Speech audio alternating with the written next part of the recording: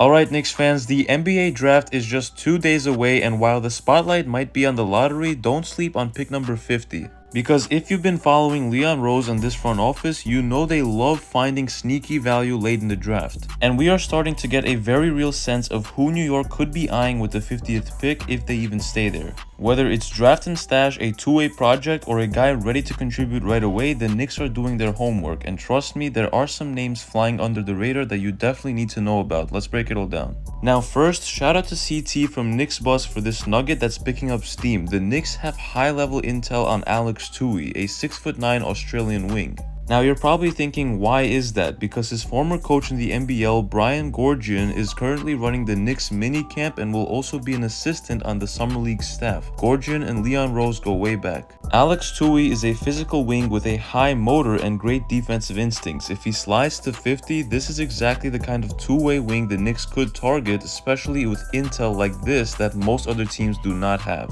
The Knicks will now have at least 2 international prospects in the Summer League this year with Pacôme Dadiet and now James Nagy, and they're continuing to scout overseas. But we should not rule out college players either, especially upperclassmen or guys who fit this roster's current identity. And that's what's different about this draft. The Knicks do not need stars. They're looking for fit, toughness, and upside on the cheap. Guys who can develop behind a deep core. Think Deuce McBride, Josh Hart, Kolek, Hukporti type roles. So let's mention the players that the Knicks officially worked out. According to Heavy.com, the Knicks have recently brought in 2 very different forwards for pre-draft visits. The first one is Mohamed Diawara, a 6'10" French big who's long, fluid, and can stretch the floor a little and defends at a high level. He's still a project in some areas as he's only 20 years old, but the size and switchability are there. Think of a more mobile Taj Gibson type if developed right.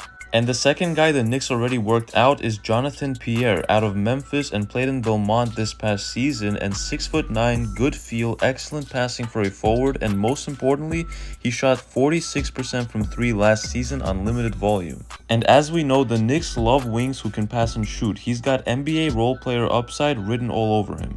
And he's already 22 years old with an NBA ready body and definitely more polished than Diawara. So if either of these guys fell to 50, they would be worth a serious look, especially for a two-way deal or a stashed contract. And both clearly impressed enough to get face time with the Knicks brass. Now here are a few other targets that are worth to keep an eye on. The first one is Adou Thiero, a 6'7" wing from Arkansas, a primetime athlete with elite defensive instincts and a ton of upside. Played under Calipari, super versatile, and if he falls out of the first, you have to wonder if the Knicks would make a move to trade up. He's basically a longer Oscar Thompson, and his shot still needs work, but man, if you fix that form, he's gonna be a serious steal. Next up is Drake Powell, a 6'6" wing from North Carolina, originally a lottery level prospect but slipped after a raw freshman year. The Knicks bet on raw upside with Pacôme Dadiet last year, and they could do it again here. This guy has elite tools defensively and knows how to cut, rebound, and play his role. If they want another high-ceiling wing, Powell makes sense.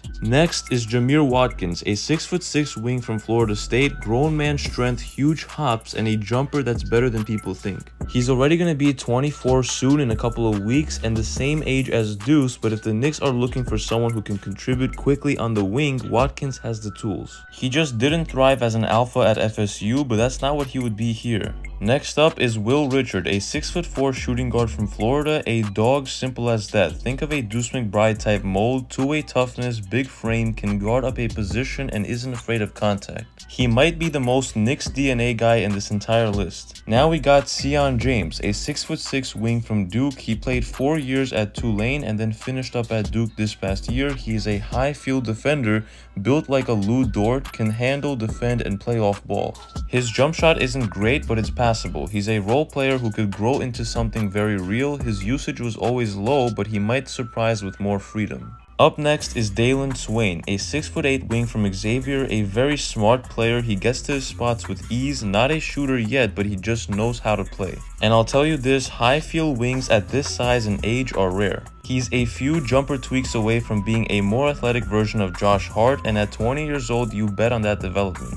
And lastly, at number 7 is Koby Brea, a 6'7" wing from Kentucky. Now this is a name to remember. He's Dominican, he's from Washington Heights, and he's one of the best shooters in this entire class, seriously.